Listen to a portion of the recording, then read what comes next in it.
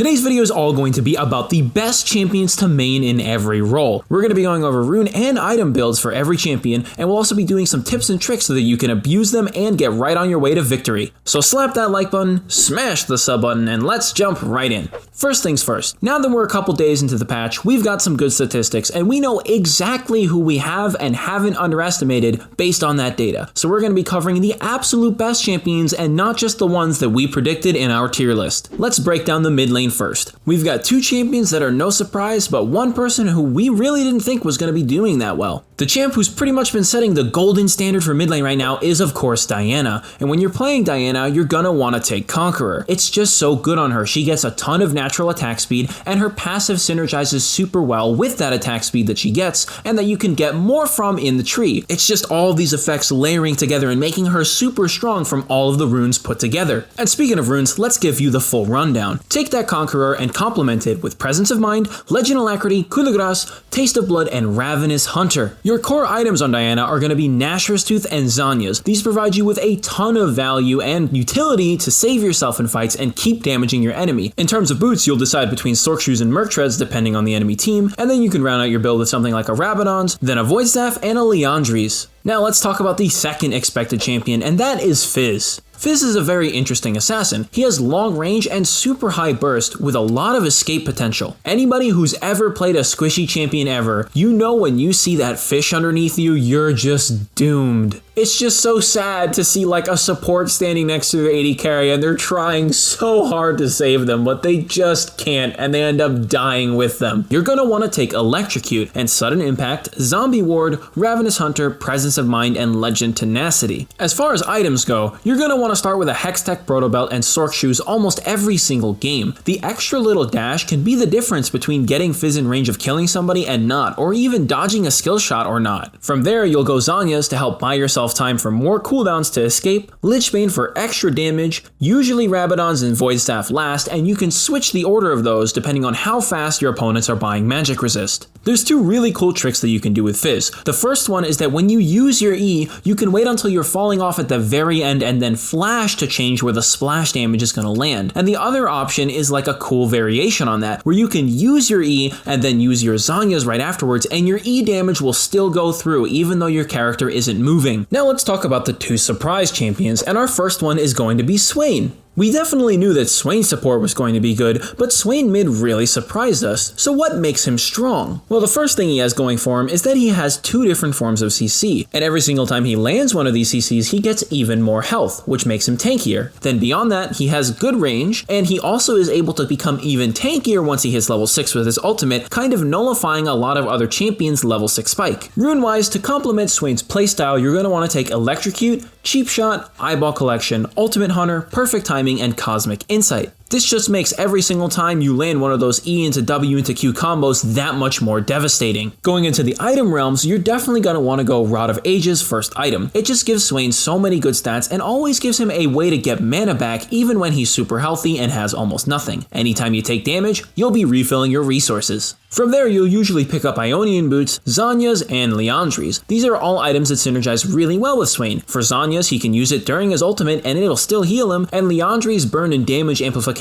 really helps Swain, who wants to take those long fights and blast people over and over again. To learn more about the champions that we're covering in this video, to get on the track to improvement, and to win your games, I highly recommend that you guys check out our website, GameLeap.com. We have tons and tons of guides made by our challenger level content creators. Everything from basics all the way down to the champion specific stuff, we've got something up there for you. We're always looking to make more and better content so that you guys can always be at your A game, and if you think that we're missing something important, make sure you let us know. That way we can get to working on it right away. Now let's jump up onto the top lane. Our first champion is Soraka, and we already spoke about this really in detail in our Korean builds video, so if you're going to want information on that, go check it out there. But your main goal as Soraka top is not even to kill your opponent, it's just to farm as much as possible. You want to get your support items incredibly quickly, because when you do, your entire team, including yourself, will never ever die. And if that happens, well, the enemy team literally cannot win. Let's break down the runes and items real quick. You're going to be taking Airy,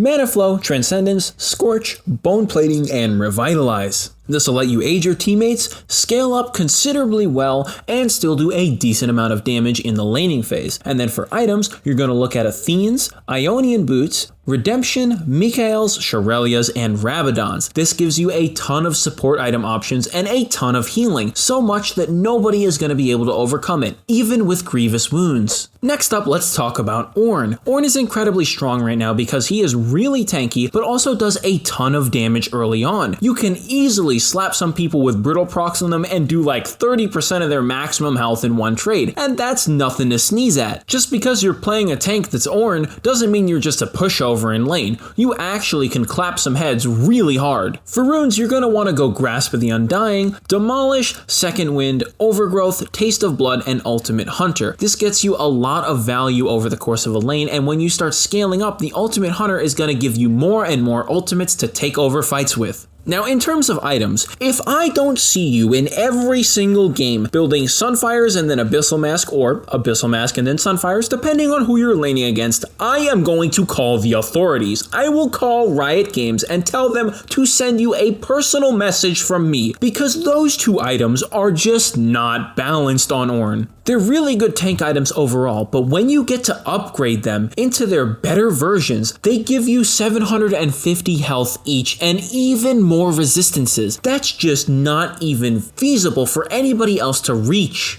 From there, I don't even care what you build. You could go 4 Warmogs and still be an absolutely broken tank. But to really round out your build, you're definitely going to want at least 1 Warmogs and an Iceborne Gauntlet, and then you can round everything out with a Stone Plate. Obviously, you would have finished your boots sometimes before this, either Merc Treads or Ninja Tabby depending on the enemy team. Next up is an unexpected champion who completely blew our rating out of the water. We're going to be looking at Mundo. Something that we failed to realize is that a lot of the best top laners do a lot of magic damage right now, or just a lot of damage in general, but they like really long fights because they'll win them. But Mundo is the exception here. He has absolutely insane health regen. He's got max health damage, a really good way to sustain himself, and a ton of physical damage as well. What does somebody like Soraka do against a Mundo when he can just build a Thornmail, run at your team, and just pound their heads in with a briefcase? Soraka doesn't really contribute anything to helping deal with Mundo. Yeah, eventually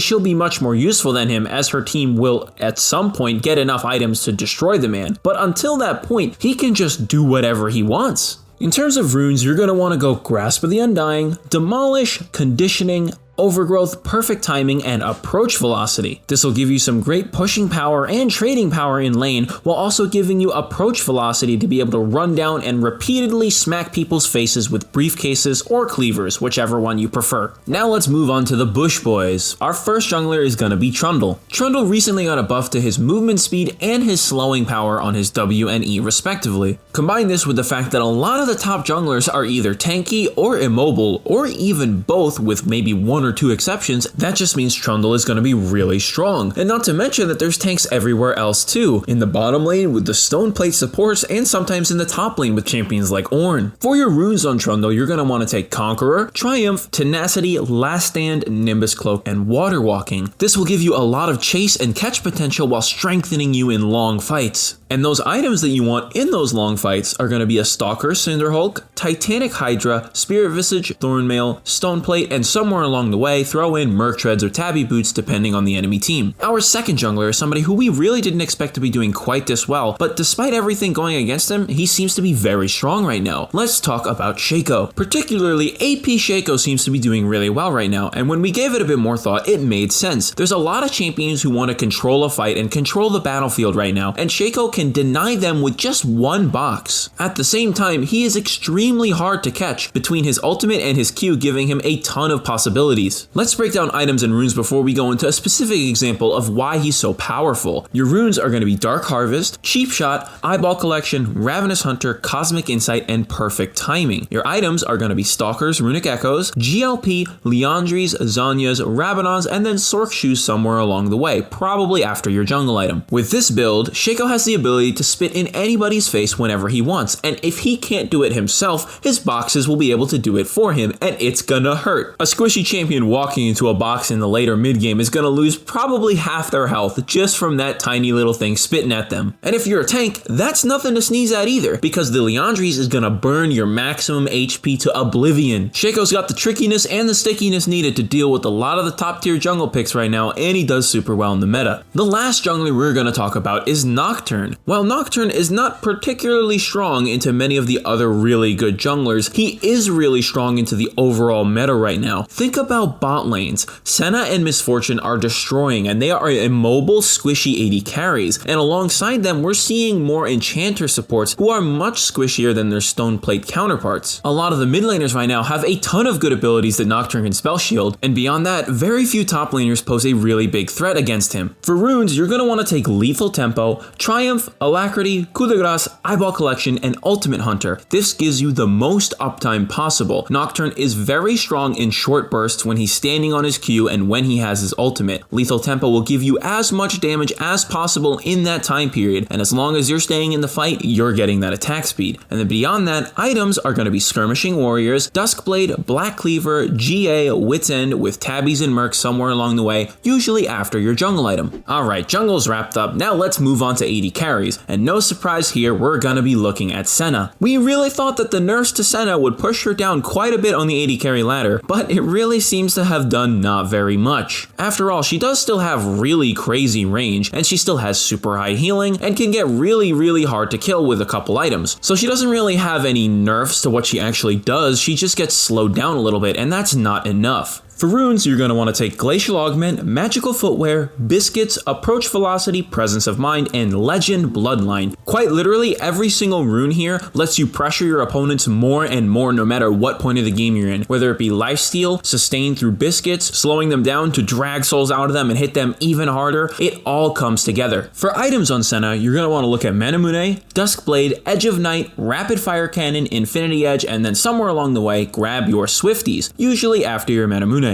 Now then, let's talk about the other hard hitter on the block, Miss Fortune. Miss Fortune's been really strong as the answer to Senna. With her high range and high AoE damage, she just gives Senna no room to be able to pressure her. She also has a similar way to poke in lane and hits super hard with it if she manages to kill a minion with her Q. For your runes on Miss Fortune, you're going to want to go Press the Attack, Overheal, Bloodline, Coup de Grace, Nimbus Cloak, and Gathering Storm. This makes you scale really hard and hit really hard after just a short amount of time in a fight. You can auto-Q auto somebody and boom, Press the Attack is on them. Because of how trigger happy Miss Fortune can be, she needs way to deal with her constant mana consumption, so your first item every single game should always be Essence Reaver. And then you're going to follow it up with Infinity Edge, Rapid Fire Cannon, Phantom Dancer, and Mortal Reminder. And you might notice here that there are no boots. You should buy boots, usually Berserker Greaves as a second item, but the thing about Miss Fortune is that she gets a lot of movement speed in her passives, so you don't actually need boots in the very late game, and you can absolutely sell it to get even more damage. And when it's the difference between having a Mortal Reminder and not having a Mortal Reminder, that armor penetration can be the difference between one-tapping somebody with your Q or being able to shred through a tank. If you are trying to go for no boots, just make sure you look at the enemy team and see if they have a lot of divers. If they do, you're probably gonna want to keep them because you're gonna need as much movement speed as you can possibly get to be able to kite them out and kill them. Being able to kill them faster isn't gonna make the difference all the time. Now the last AD carry is somebody who we didn't expect to be performing quite this well, and that is Vayne. Vayne does really well into super tanky champions, and so with Stoneplate support still being reasonably popular, it's not that far-fetched to think of her as being good. However, what really comes into play is her ability to confuse and mix up the assassins who are very strong right now. If Vayne was only good into the tanks, she wouldn't be picked because other AD carries can also do pretty well. But when you find yourself in a teamfight position and you notice that there's an assassin coming for you, you can just instantly hit R and Q and stay stealth for almost 2 seconds. And at that point, their window to kill you might be gone, especially if you have a support who's very good at peeling for you. For runes on Vayne, you're gonna want to take Press the Attack, Triumph, Alacrity, Coup de Grace, Nimbus Cloak, and Gathering Storm. This gives you extra burst on your third hit, combining with your true damage. It'll give you a little bit more mobility with the Nimbus Cloak anytime you cast a summoner spell, and you'll just be scaling better and better as the game goes on. And if you notice that the enemy team has a lot of tanks, you should consider switching Coup de Grace for Cut Down, because that'll up your damage a ton. For items, you're going to be building to be able to shred tanks while still being able to crit squishies really hard. So you're going to start with Blade of the Ruined King, Berserker's Greaves, Rage Blade, Phantom Dancer, Infinity Edge, and Rapid Fire Cannon. And you can swap the order of the last two depending on whether you need more range or you just need to hit that much harder. And finally, we're getting onto the supports, and the first support we're going to talk about is Nami. Nami seems to be separating herself from the rest of the pack of the supports as a champion who can do almost anything. She has CC, she has healing, she has buffs, and she's actually really good at moving around the map. She can buff her allies and give them movement speed, or even buff herself and give her movement speed. For runes, you're going to want to take Airy, Mana Flow, Transcendence, Gathering Storm, Bone Plating, and Revitalize. This gives you the best ability in the early laning phase, and you're not sacrificing any scaling either. Your heals are still going to be strong, and the early game laning runes will help you from getting bursted out in the late game. For items, you're going to be buying things that help you greatly with Nami's normal pattern, where she usually has periods of damage and then healing, and sometimes both. So Athene's is actually a very powerful item on her, and you're going to want to get that after you get your support item, the Shard of True Ice, or at the start of the game, the Spellthief's Edge. From there, you can grab a Redemption, a Mage Eyes, an Ardent, and Mobies, usually after you get your first back.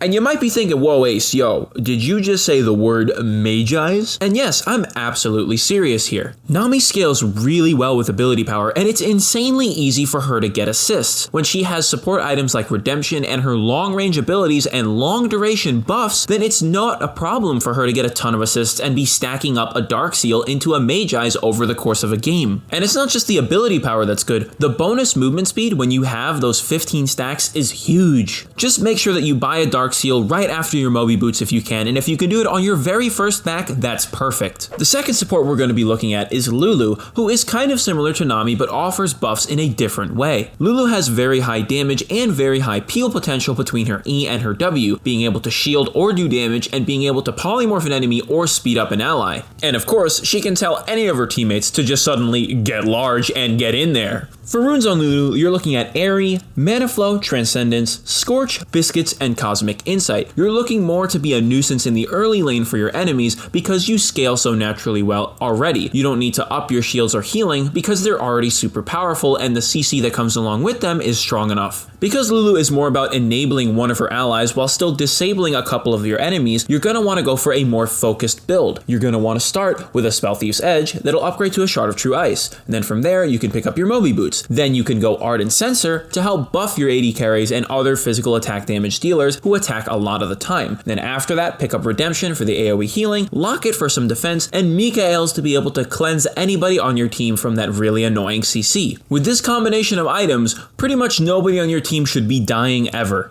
The last champion that we're going to be looking at is Taric, and Taric seems to be really outperforming our expectations. The dude has like almost a 53% win rate. That's almost as much as Nami. What seems to be going on is that Taric is very good at prolonging his teammates' lives. Between his ultimate, his stun, his heal, and his shield, he can make somebody extremely hard to kill. So he can shut down assassins while also providing some forms of secondary engage to his team. Not only that, but his ultimate can hit multiple people. So if he places it on a smart amount of targets, then he can get a really convincing ultimate off that basically nullifies any damage the enemy team is going to do. For runes on Taric, you're going to want to take Guardian, Shield Bash, Bone Plating, Revitalize, Presence of Mind, and Tenacity. These runes are all about being long lasting. You're going to want as much uptime as you possibly can to slap people with your empowered autos and get more heals, more stuns, and more shields off. On top of that, you're going to need all of that mana. Taric goes through his entire mana pool faster than your jungler says GG open mid. Without Presence of Mind, you'll be struggling with your mana problems. For items, you're going to want to start with a Relic Shield so that you can get Bulwark of the Mountain down the line, and then grab your Merc Treads. Merc Treads are very important for Taric. Again, you want as much tenacity as possible. From there, make sure you grab Zeke's Convergence, and then you can grab an Ardent, as Taric has great on-demand heals that come up constantly because of your passive smashing. Then from there, Knight's Vow is an amazing option for keeping carries alive and keeping yourself alive with extra cooldown reduction. Then Redemption with even more healing to prevent your teammates from dying even more than you already could if for some reason it wasn't wasn't enough already. To learn about all these champions in detail and to learn how to take them into your next games to destroy your opponents, I highly recommend that you guys check out our website, GameLeap.com. We have tons and tons of guides, and not just on champion-specific stuff either. We have basic skill guides and generic laning guides to help you guys all across the board. Everything that we do is made by challenger level players, and we're always looking to make more and better content to keep you guys at your best and winning your games. If you made it this far, thanks for watching the whole video. Are you guys surprised by any of our picks? Or maybe surprised by a particular champion doing really well right now? I certainly was. Anyways, as always, my name is Ace Windstorm, and I will see you all later.